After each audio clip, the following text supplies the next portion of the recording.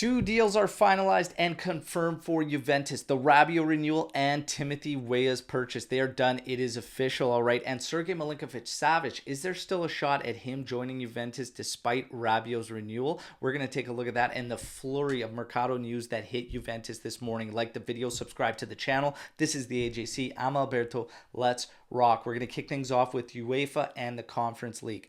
The news we have been hearing for weeks now is that on June 30th, the end of this week, we would know where Juve and UEFA stand in terms of their participation in the Conference League. Now, it's being reported that Juve is set to skip the Conference League and they could face a 32 million euro fine from UEFA. And apparently, Juve does not want to participate in the Conference League, are some of the rumblings we were hearing. And you would think that UEFA would want Juventus in the Conference League to help boost the ratings for it, but it doesn't appear so. So again, now the latest suggests that we are going to have to wait longer than June 30th and potentially mid-July. But all signs right now are pointing to Juve not taking part in the Conference League and facing a fine from UEFA. We have to wait and see. There have been reports over the past couple days about Bremer drawing a lot of interest and potentially some offers coming in for him. Mario Hermoso of Atletico was listed as a potential option for Juventus should Bremer leave. Today, the agent of Hermoso said there's been absolutely zero contacts from the Bianconeri. I think that's good, actually, all right?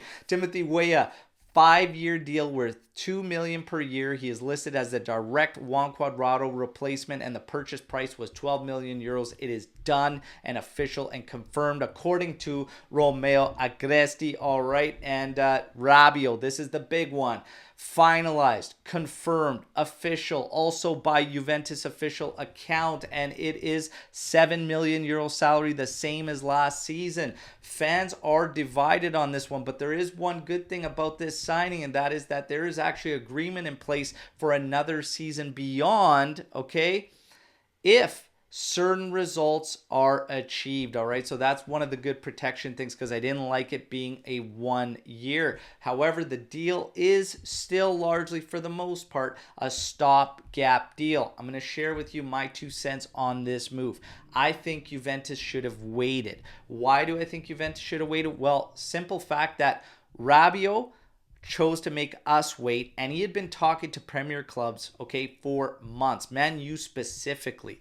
The fact and the reality of the matter is this: no better offers came in for Adrien Rabiot. He expressed a number of times and was quite open and transparent about how much he wanted to play in the Premiership, okay? So the reality is there was nothing better there for him. I think Juventus should have waited before choosing to make the move of a stopgap option for a couple of reasons. Number one, we might need that up top because things could change drastically. There are a ton of mixed reports coming from Federico Chiesa's entourage. You see in a PR battle between the club and Federico Chiesa. We don't know what's going to happen there, all right? There are also reports today that the relationship between Max Allegri and Chiesa is what's going to make Chiesa leave or whatnot. But you're going to have to find the proper solution at that position. The other thing is Illing Jr.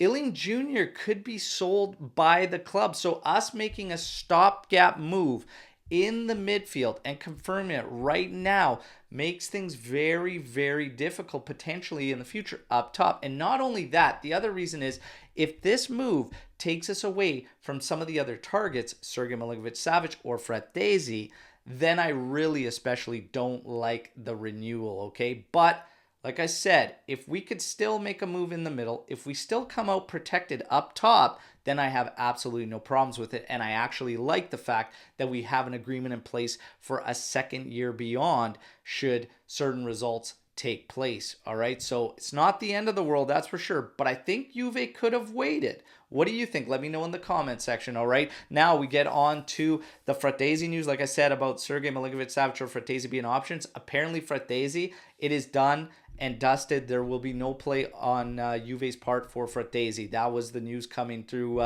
midday yesterday. See, Pau Torres wants to leave Villarreal and Juve still linked, but this can't go down without sales. All right. The next step up for Juventus after the renewal of Rabiot and Timothy Weah being brought in is moving Zakaria, Arthur, and McKennie. Let's see what happens. All right. And speaking of Zakaria, that was another reason I think Juventus should have potentially waited, because we own him and we wouldn't have had to put anything down on a deal like Rabiot's to have him take part in next year's team. But we'll see what happens. Last, certainly not least, Parisi's deal. Apparently, it's Ranocchia and Sule on loans with obligation for Empoli to purchase. All right. Juve wants that price tag. If that's the circumstances, Sule and Ranocchia on loans with obligation to purchase, they want that price tag of 10 to 12 million euro brought down dramatically. And that's rightfully so. Those two youngsters and still 12 million, and we give up the rights, it's an obligation to purchase.